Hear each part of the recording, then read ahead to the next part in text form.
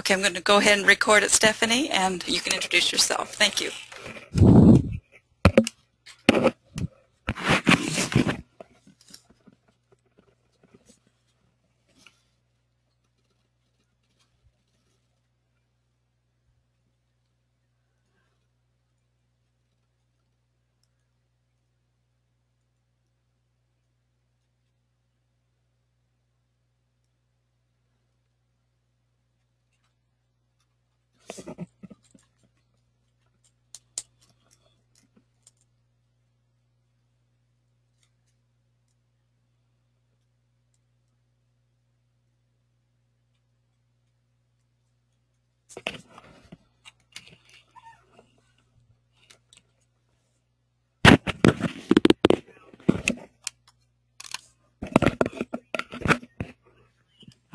And that is my professional background. I also have an MBA from Georgetown, and I am passionate about communication and English. I have an English degree as well. So I am here today to talk to you about demystifying Twitter, and this is sort of a basic presentation about sort of the basics of Twitter and using it as a brand for social media. So I hope that it is useful to you, but feel free to ask questions at any point. Hopefully it's not too basic, but want to cover that for anybody who is new and just getting started in the whole social media world. Barbara, is it open for questions, or is that something that I control or you control? Have questions, want to interrupt? You can control that, Stephanie, and they can also send questions in through the chat. Thank you.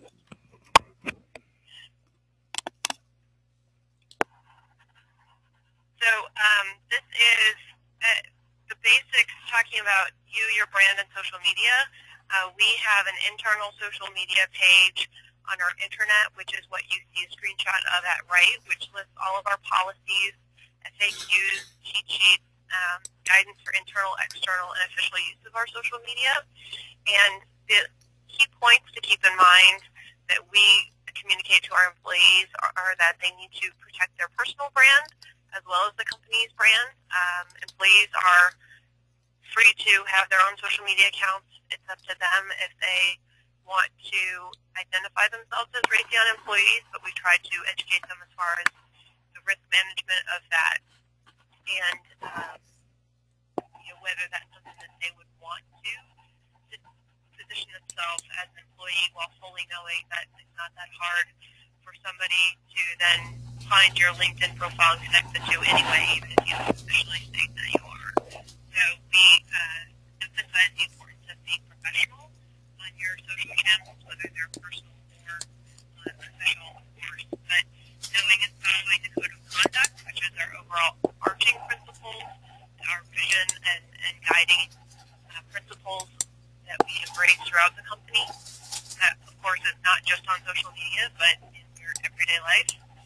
And keep in mind that every update that you post creates a permanent record. The Library of Congress is actually working with Twitter to archive every tweet that's ever been created.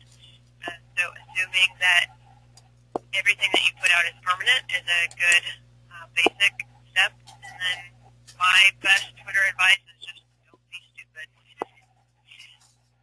So just an overview for you guys. The Raytheon Twitter accounts and who the contributors are.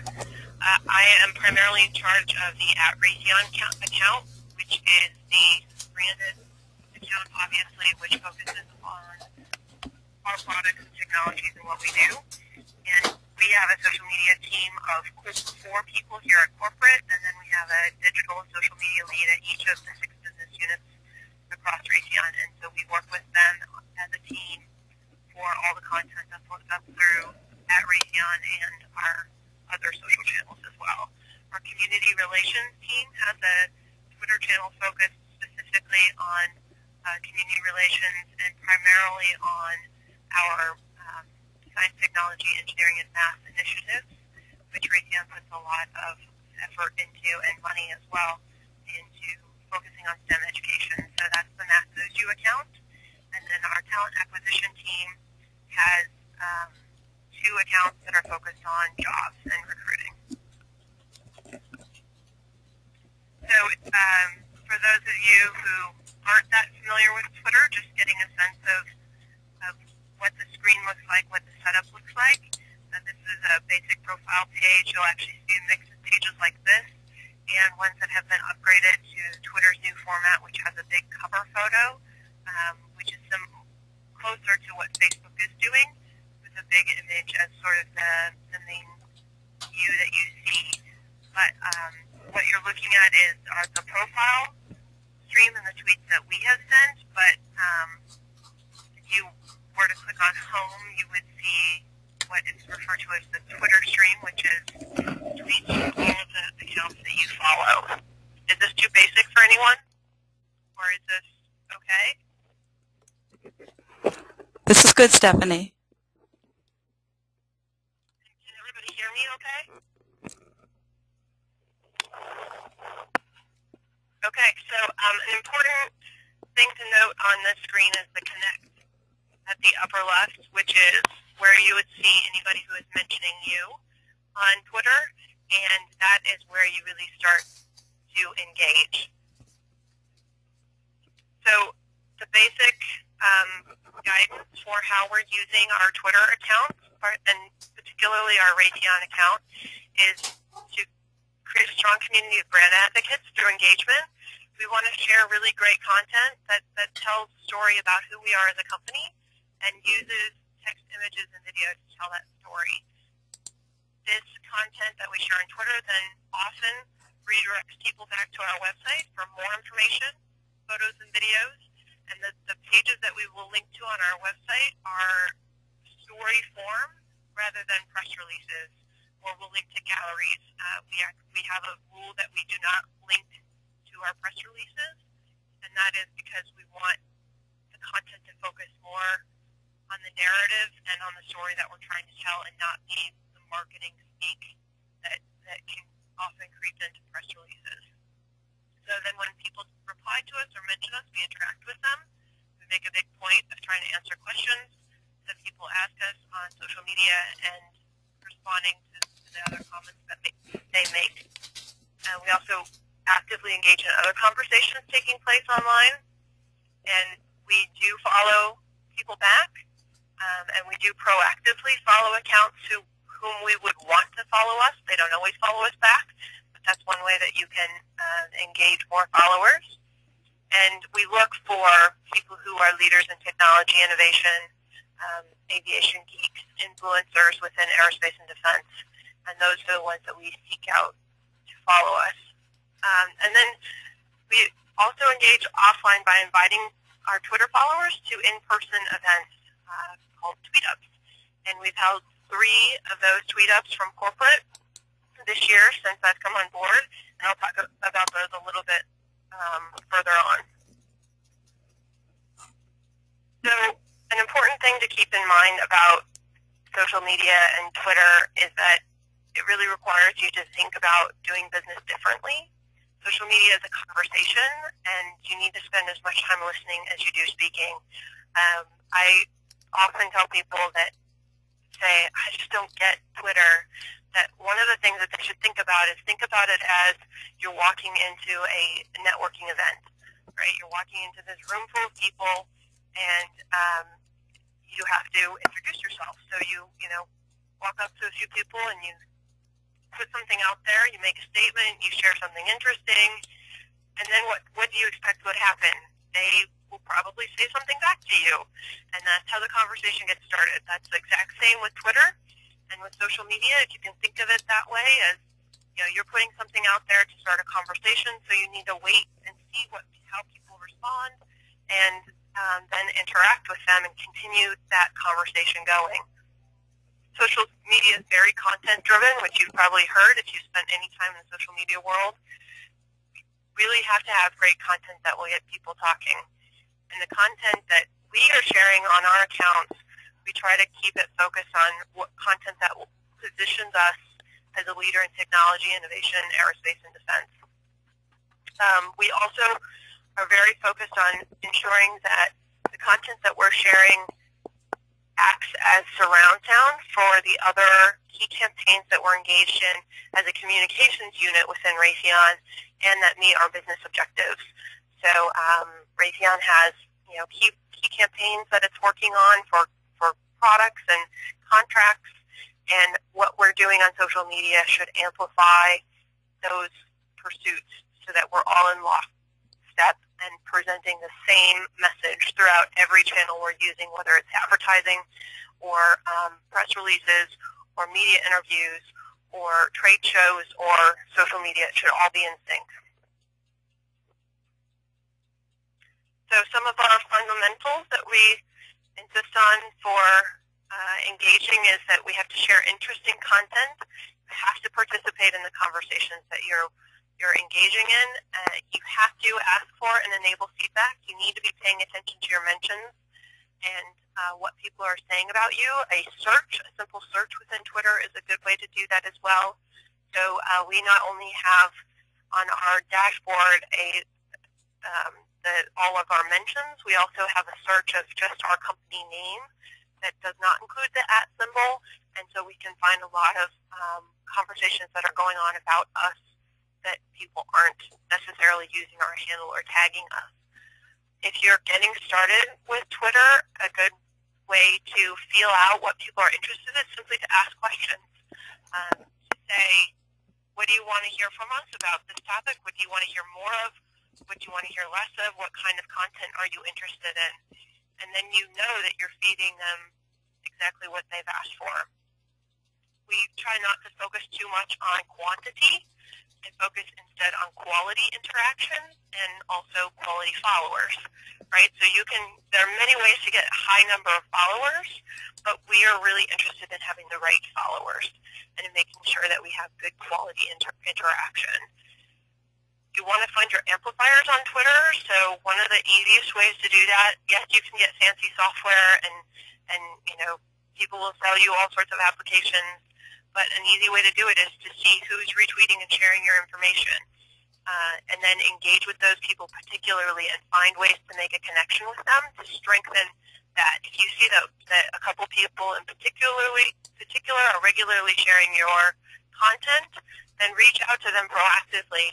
Maybe give them a heads up when you have a big announcement coming, because they've shown that they are interested and invested, that you give them a little bit of a reward, and that helps solidify that relationship. It's also important to notice how people are sharing your posts. So one of the really easy ways that you can get some insight into what people find valuable about what you're sharing is how they change the content when they retweet it. So if they're just straight retweeting what you are sending out, that's great, but a lot of times people will modify your tweet, right? They'll quote it, they'll do a modified tweet or an MT, or they'll do a retweet with commentary, and they'll change some of the words that you use. And that is a really good way for you to see what people find interesting about your content. So if they're retweeting it but editing it before they retweet it, that shows that they're paying attention to their audience and what will be interesting to their audience. And they're honing in on that aspect of it before they're sharing it. So if you are paying attention to that kind of information, it can be really valuable to you as far as tweaking what you do, or at least being cognizant of how people are changing your content to make it fit their audiences.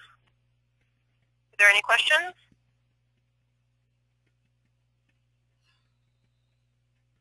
Okay. So the framework of how we look at our social engagement strategy and then how we look at metrics for measuring all of these things is a tiered approach, in which the first tier is followers or subscribers. So that's a pretty basic entry-level sort of metric of how many followers you have. We actually are interested more in not just how many followers we have, say week over week or month over month, but what that rate is, and if we're consistently keeping up the same growth rate, and if there's any dips or spikes, what might have caused those. So we're more interested in the trend line than we are just the raw number. But that's pretty basic for us. The next thing we're looking at is how people are interacting with us and what level of interaction we get with our followers. So we want to see, will they reply to us? Will they on Facebook like our content? That kind of thing. That's the developing of the relationship. But then, of course, the holy grail of social media is for people to share your content. And that comes back to having shareable content, but also creating it in such a way that people do want to pass it along. And so those metrics are the most interesting to us as far as how much are we really connecting, making content that is shareable and that people find compelling. So a couple of examples of things that we've considered to be sort of wins for our account.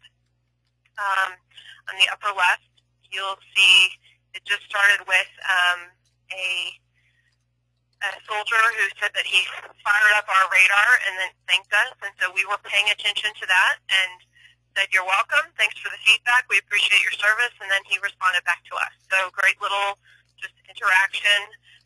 He says he'd like to make a career with us one day, presumably after he finishes his service, so that's good for us.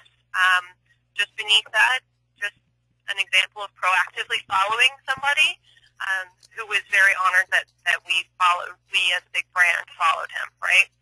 So upper right is actually one of my favorites, which DJ Sandler is one of our communications professionals at our Space and Airborne Systems unit. Jesus Diaz is a reporter for Gizmodo, and so he wrote a story about an image which is referred to as the Big Blue Marble, which is a comprehensive view of Earth. And he didn't mention our instrument which took the image in his story. So our communications guy, DJ, directly connected with the reporter on Twitter and said, here's a closer look at how it works. The reporter then updated his story to include the link. So that is a really great example of a Raytheon employee using Twitter to connect and to further the story on how we actually helped make that image possible. Lower right is an interaction in which we, throughout the month of November, were focused on thanking veterans and all of those who serve, and so we sent out this tweet about being thankful for all the services, tagged all of their accounts, and the U.S. Army, which is a big customer of ours, replied and said, "We appreciate your support of our troops." So that was a great win for us. The hashtag that you see, it stands for Hashtags for Heroes, and the U.S. Army then proceeded to use that hashtag in a number of tweets that they sent out, including on Thanksgiving Day, which got a huge amount of traffic, which then also, of course, benefited us. So a little bit more about that campaign. In addition to running it just as a Twitter hashtag campaign, we also, for the first time, tried out promoting tweets and promoting our account. So you might have seen when you've logged into Twitter a little yellow arrow that shows promoted tweets or promoted accounts. So I thought it might be interesting for you to see the results that we had from the campaign. We didn't spend a whole lot of money, and we only ran the campaign for a total of 10 days. 5 days right around Veterans Day, and then 5 days right around Thanksgiving, since the theme was thanking veterans and thanking all of those who serve. So these are the different types of promotions that we did with Twitter. You can either promote your account or you can promote tweets, and you can choose to whom you're promoting it. So we promoted our account to 3 different categories: users like our customers, that would be users like at U.S. Army, at U.S. Marine Corps, etc. We also promoted the account to users like our peer group, so those companies that we consider to be our competitors in aerospace and defense. And then Twitter offers pre-designated categories called interest groups, which can be anything from veterans to business leaders, investors. They have all sorts of categories from which you can choose. And so we chose some of those pre-designated categories. We then did the same thing in promoting the tweets. So the tweet promote it shows up within somebody's timeline. And then you can also promote your tweet on search. So, for example, if somebody had searched for HT4H, they would have seen our tweet at the top of the search results for the campaign. So overall, we got 693,000 impressions as a result of the campaign. And from promoting the account, we got 147,000 impressions and gained 537 new followers. Twitter tells us that the industry benchmark for gaining new followers as a result of promoting your account is 0.1 to 0.3%, and we saw rates higher than that, especially when promoting our account to our peer group, users like our peer group. We saw 0.53%, so we're very happy with that. We also promoted our tweets within timelines and gained 335 new followers from that. So that's if somebody saw your tweet within their timeline and then chose to follow you, then Twitter doesn't charge you for that. So what Twitter charges you for is the clicks, the retweets, and the replies. And so we got 16,400 clicks, 673 retweets of tweets that we promoted, and 53 replies.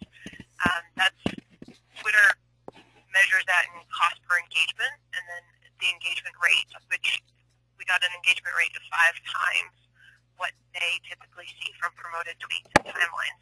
Now, we think one of the reasons why all of these numbers are so high is because this was a very soft campaign. It's a very feel-good campaign of thanking veterans and promoting those who serve. So it wasn't obviously promoting a product or anything like that, but you can see beneath is the graph of our Twitter activity and mention activity during the month of November, and you see 2 very definitive spikes where we use the promoted campaign. Any questions about the promoted campaign?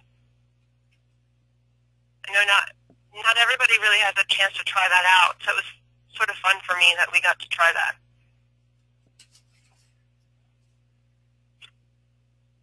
So one of the other things that we try to do is build online engagement offline.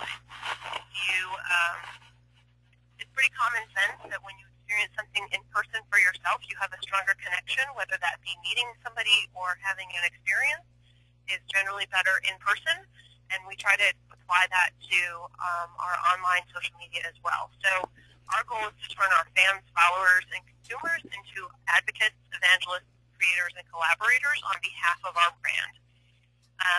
Some of the ways that we've been able to do that successfully has been through Tweetups.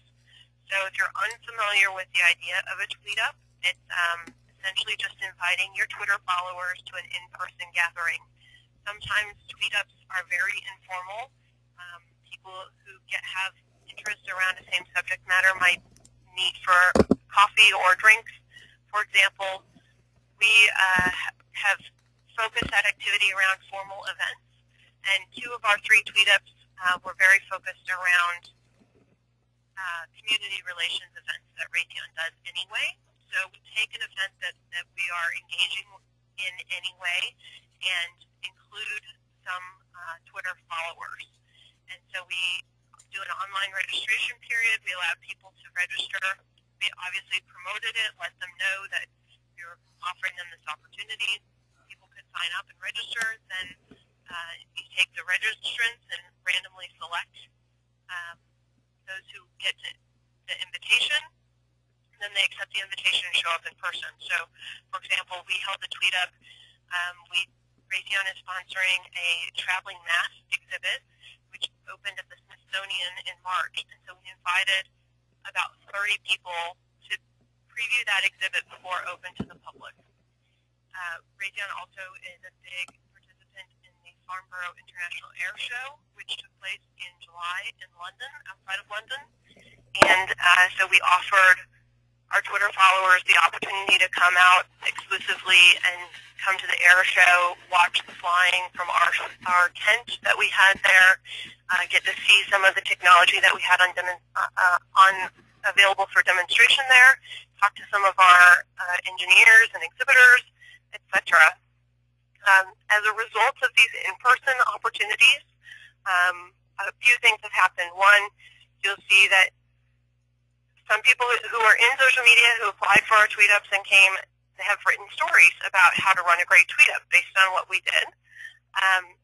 People say that they walk away with an enhanced understanding of what we're doing, which of course one of the things that we're trying to do is educate and inform them about who we are and what we're doing.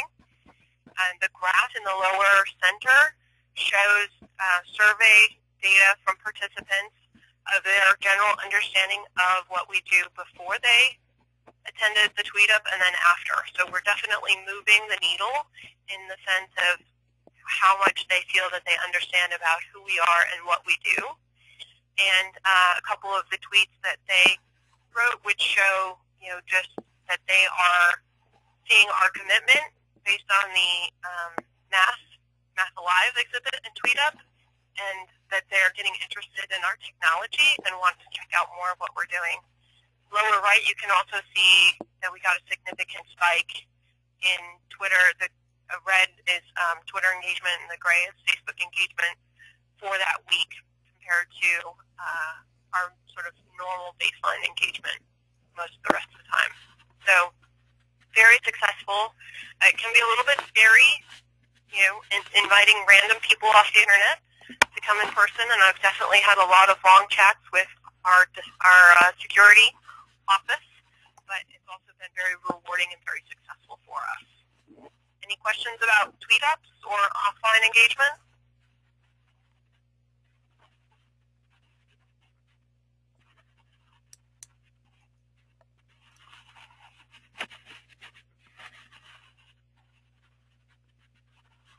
Okay, seeing none, hearing none, I'll keep going. So some of the tools of the trade that we use for engaging on Twitter, there are tools that can do everything practically, and the key is to find the tools that really meet your needs. So identifying what you need a tool to do before you go looking for tools is a much better way to do it. If you just go looking, you can easily become overwhelmed by all of the possibilities that exist and all the shiny objects that they'll try to sell you for what they can do. What we focus on and the tools that we have engaged have helped us with listening and monitoring. So with being able to pay attention to what people are saying about us on the different social channels, and that enables us to interact with them.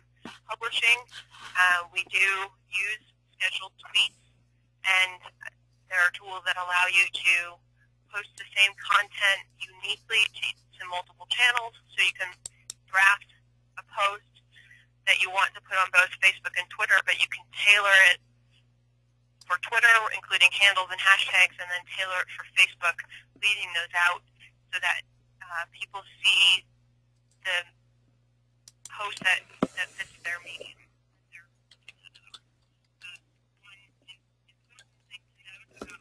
Is you still need to be cognizant of what is going on in the world at the time that you have your post scheduled to go out. A very good example of this is Friday. Obviously, when all the news started breaking about the shooting, we and several other companies canceled all of our scheduled tweets for the weekend, for the rest of that day and for the weekend, knowing that the attention should be on what was happening in real time, and that it would just look insensitive to have content going out that was completely unrelated, just randomly in the middle of whatever was going to unfold in the next couple of days.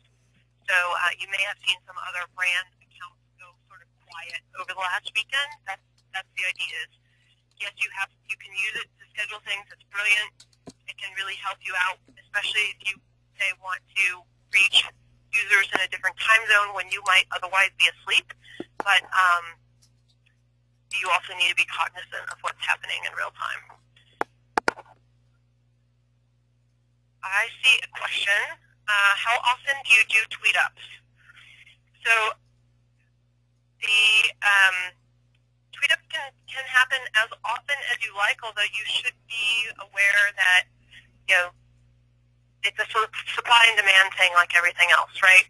So you want to ensure that you're only that you're building up enough demand before you supply Tweetup. We have held 3 this year, and that is a pretty good pace for us. You have to keep in mind that a Tweetup is a significant event, and so you have to be prepared for managing an event, and that can be time-consuming. We have, like I said, sort of latched on to events that were already taking place across the company, so we were already prepared to be at Farnborough and be fully supportive. The whole company was sort of focused around what was going on at the air show for that week.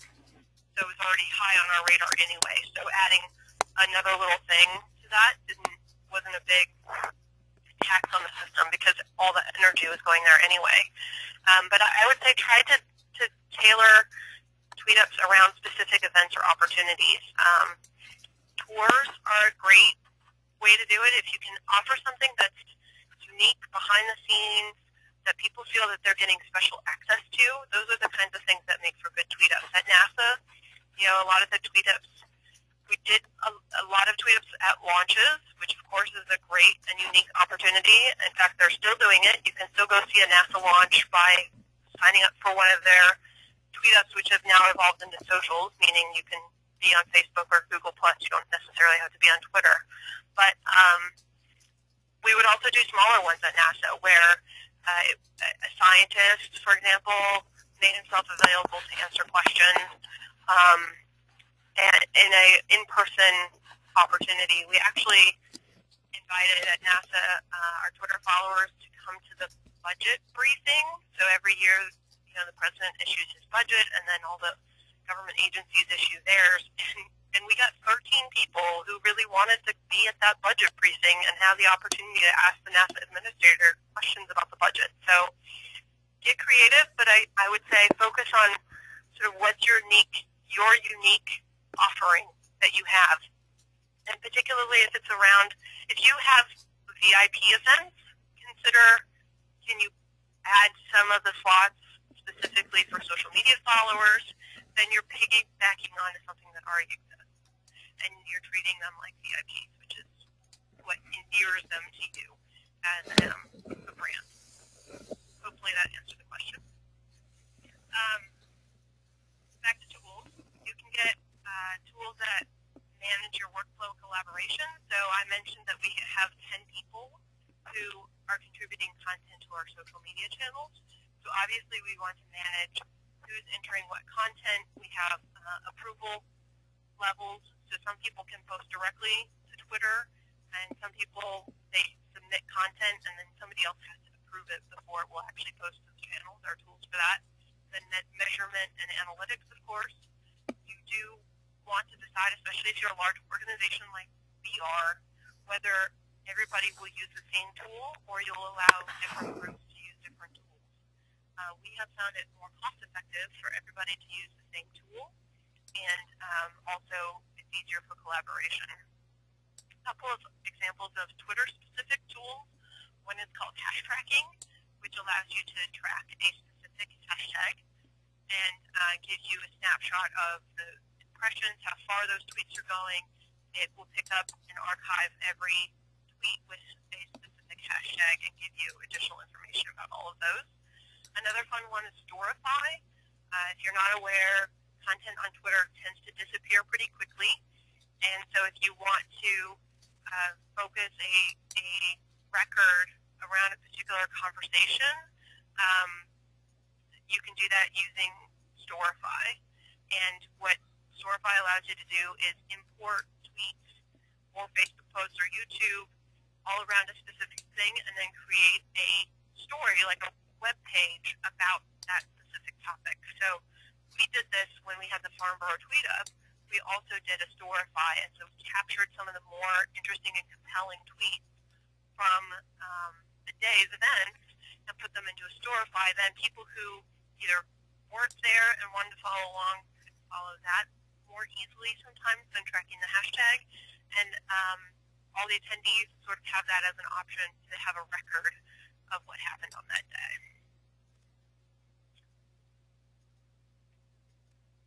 So another important aspect of managing Twitter content from a brand is that you need to have a content and editorial calendar. So our digital and social media teams work with others in communications on the editorial calendar. This plays into what's going on with advertising, what's going on with press releases, what's going on with community relations events, what's going on with recruiting events, so that we can all be on the same page. We encourage people to work on incorporating social media from the very beginning.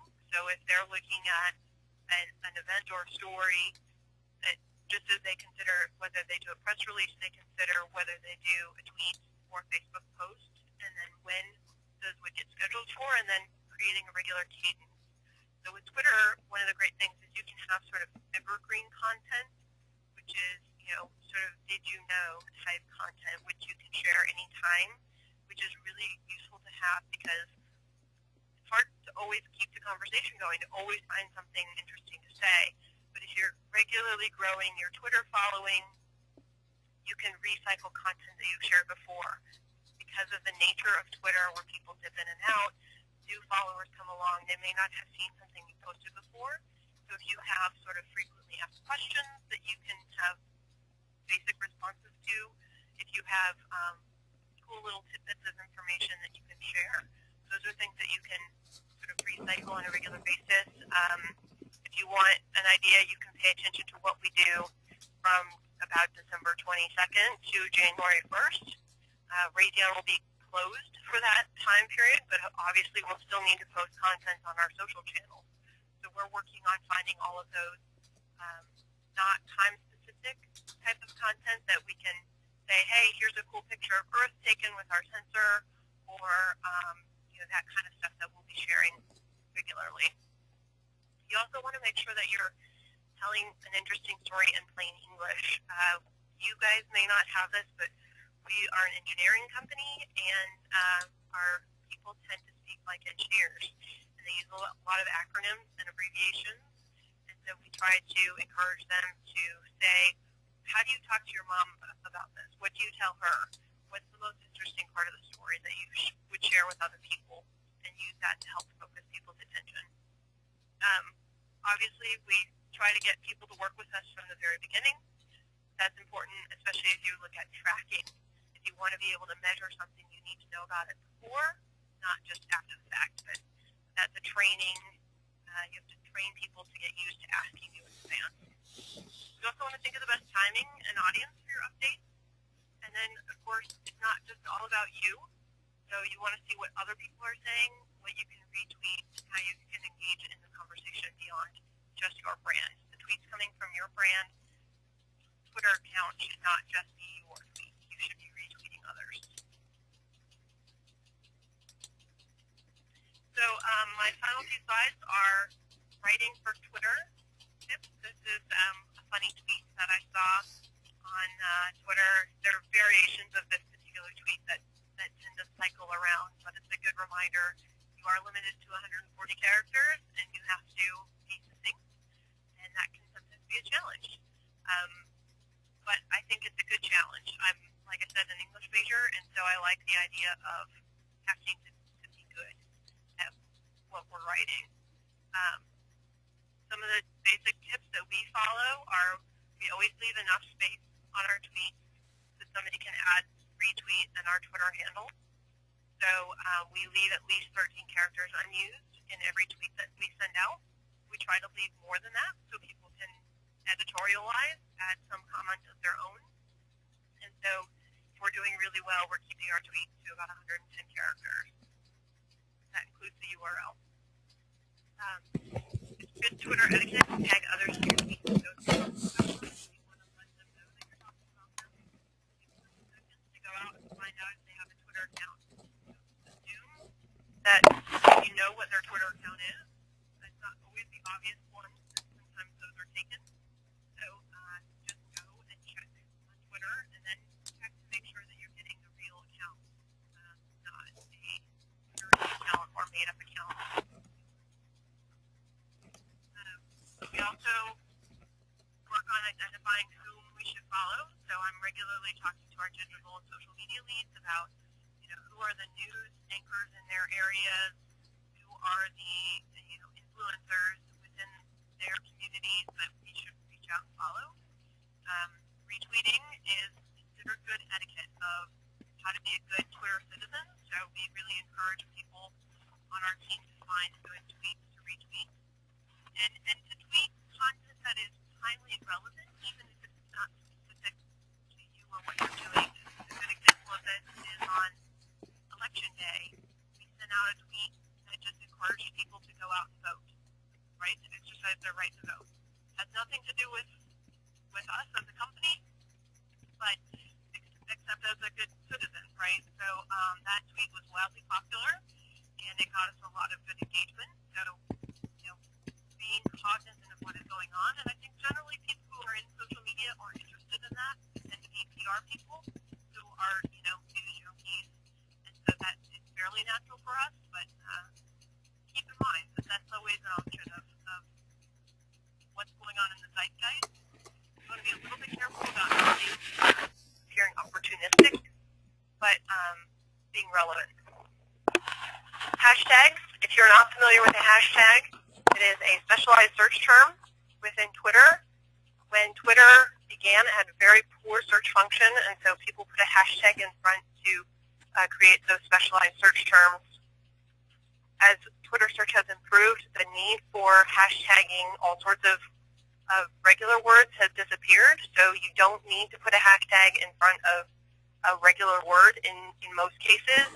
An exception, for example, would be jobs. If you talk about Steve Jobs, you might put a hashtag in front of his name, and there is a lot of Twitter conversation about that to separate it out from people doing searches in which they're just looking for jobs as in careers. So there are instances like that where it might be used to hashtag a regular word, but you don't need to because the Twitter search will turn up whatever you're looking for. There are specialized hashtags for sort of niche conversation. AvGeek is one that we use pretty regularly to reach out to the aviation geek community.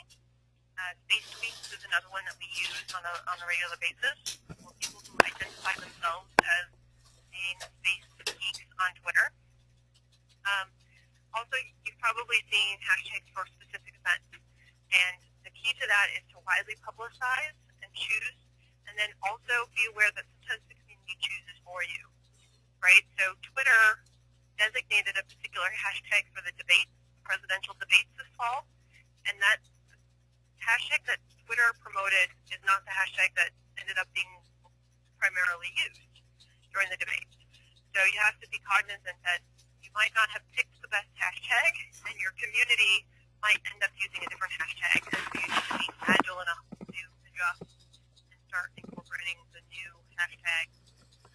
But it's really useful around conferences, events, news releases, those types of things where there's bound to be a lot of conversation going around a specific event. But then you need to plan it in advance so that everybody can say, okay, if I'm going to send a tweet from this event, I want to be able to talk to other people who are tweeting from the event. But if you don't let it be known in advance, it's very hard to shape it in the middle of the conversation.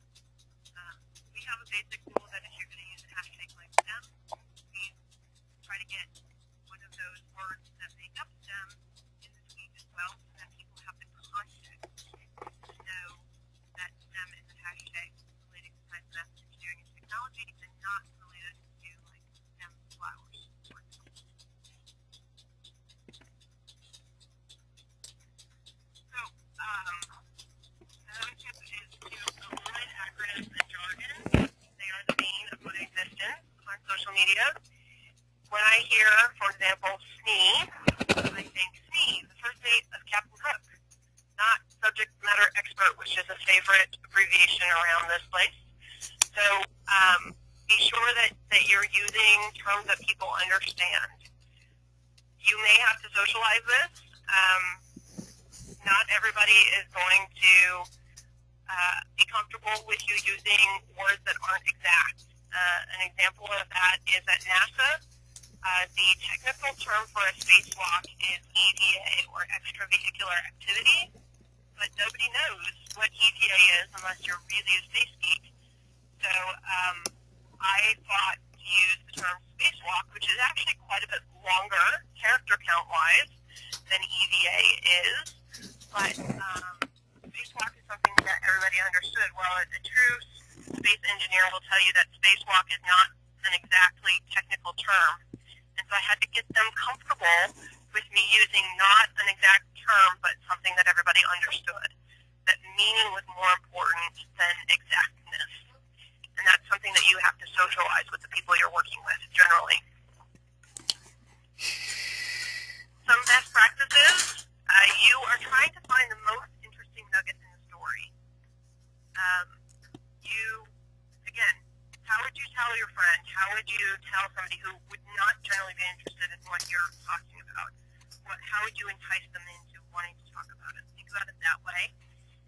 Another good example of that, and this also goes into, you're essentially writing a headline, right? So you have to be concise and you have to be succinct and you have to be enticing.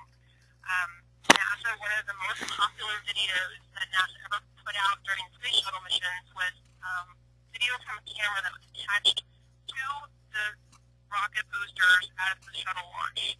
And that video would come back a couple of days after launch, and when you watch it, it looks like you're strapped to the side of a rocket because, well, the camera was. Well, I happened to be asleep when one of my colleagues tweeted out the video was available, and so they tweeted, STS-134 SRB video now available. Here's the link, right? Unless you're really in the weeds, you do not know what any of that meant. So when I woke up and I saw that, I tweeted, what does it look like to be strapped to a rocket going straight up? Here's the link. And that video, that tweet got 10,000 clicks on it and views, because that's what was interesting to people, not this, technical jargon. So, good writing is critical, and you have to think carefully about what you're going to say. Writing a tweet seems like easy and carefree, but sometimes I will sit there for 30 minutes to write a good tweet that will get people engaged without overselling, because that's the other thing. You are building this community, and you are creating this relationship, and you can't cry wolf all the time. You can't say, this is the best picture ever every day, because people will not believe you after a couple of days. So you have to think about it carefully. I am a big advocate for using good grammar and style within tweets. I do not allow shortcuts like using numbers where there should be words. And that is partially because I'm an English major, but partially also, as I told my boss, we are a $25 billion a year company, and we want people to take us seriously. And if we write like a teenager, they're not going to take us seriously on Twitter just because it's social media. You also want to know that Facebook is not the same as Twitter, not the same as LinkedIn, it's not the same as Google+. So don't just copy and paste the same content from one to the other. Write it, adjust the wording so that it fits the medium. Also, similarly, you're not going to post 16 status updates to Facebook, but you could to Twitter within the same day. So you need to be aware of those differences between the social media channels. And then going back to retweeting, give credit where it's due. Tag people in handles. Identify where you got your information. Cite your sources. And the most important thing to remember is that a picture is worth 1,000 words. So the most popular content by far on every social channel is pictures. This picture is what we call the Big Blue Marble, and it was taken with a Raytheon instrument that is currently in Earth orbit, and it's the most comprehensive high-resolution imagery of Earth up to date. We recently released a new image called Earth at Night, and you can see, using that sensor's night and day technology, what Earth looks like at night, and then you can get a full global view. So that's on the NASA satellite, and NASA has released the images. We've released the images. You can download them from our website. That's it. That's all I have. So, questions?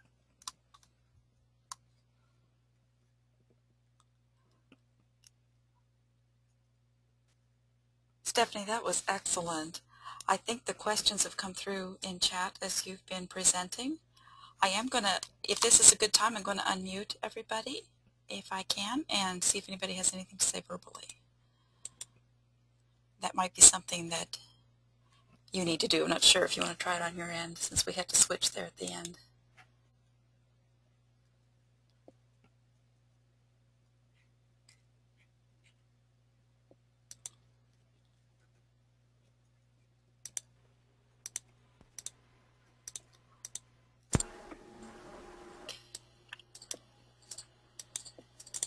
Okay, everybody has been unmuted. If you have any questions that you wanted to verbally ask Stephanie before we let her go.